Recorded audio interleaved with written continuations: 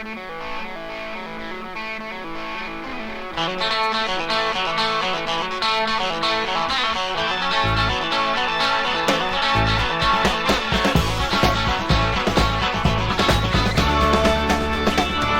I'm John DeBella, and welcome to Classic Rock Update. This week, we start out with Led Zeppelin and what is being touted as the earliest live recording by the band. You see, in 1968, Led Zeppelin was on the road for the very first time. I actually saw them play in a bar. They were up to about their fifth gig when they got to Gonzaga University, opening up for Vanilla Fudge.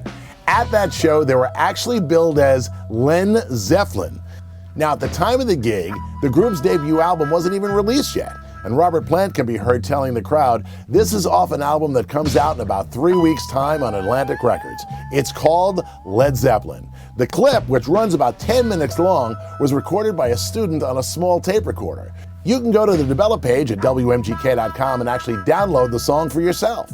Speaking of Led Zeppelin, the music you're hearing right now is Band of Joy, the band that Robert Plant was in with John Bonham before they formed Led Zeppelin. Well, Robert is in the studio working on a new solo album, and the band that he has is a reformed Band of Joy. Not the original players, but he's using the name again, and they're going to back him up on a number of dates he's going to do down south. It seems that there is a plan for a huge tour, and we should see Robert and Band of Joy in our area come the fall.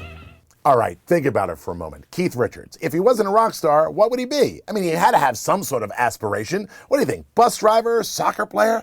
No, Keith Richards says that if he wasn't in rock and roll, he'd be a librarian. Yeah, it ends up that he was a huge book fan, still is to this day, because coming out of post-World War II, the only thing he had to entertain himself was books. He collects tons of books, to the point that he actually started using the Dewey Decimal System in his own home to, well, keep track of all of the books he has. Kind of lends out books to friends as a lending library. So, if you can imagine it, Keith as a librarian.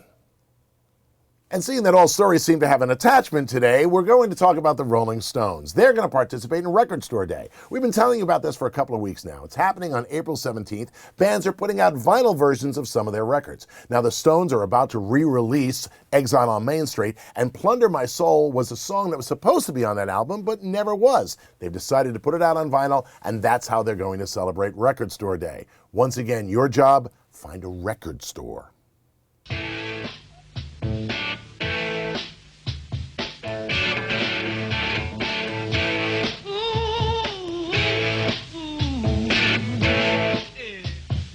If you're a fan of Free, there's a new DVD set you're just going to love called Free Forever. It spans their entire career, video from all over the world, from Beat Club in Germany, from doing their thing on British TV, even footage from the Isle of Wight, Australia, absolutely everywhere. There's even stuff from Top of the Pops, where they did Free List, an in-depth interview. If you like this band, you're gonna love this DVD. Every song that Free ever did, all in video form. It really is terrific. And I hope you like black and white. Meanwhile, the Elton John American Idol rumors continue to swirl. If you haven't heard, Simon Cowell says this is his last year on the show. He's not going to do it anymore, and they're looking for a new judge to replace him. Well, TMZ is reporting that Elton John is going to be that new judge, and personally, I think it's a great idea. He would be terrific in the job. He's British, he has an attitude, he knows music. What more do you need? Well, according to people surrounding Elton John, it's utter rubbish, and it's not going to happen at all. So which rumor is true? We're going to have to wait till the fall to find out.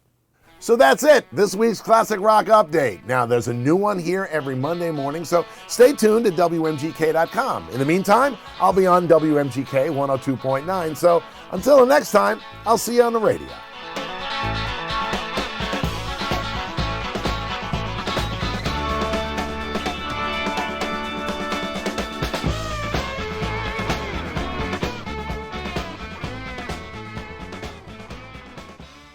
Grr.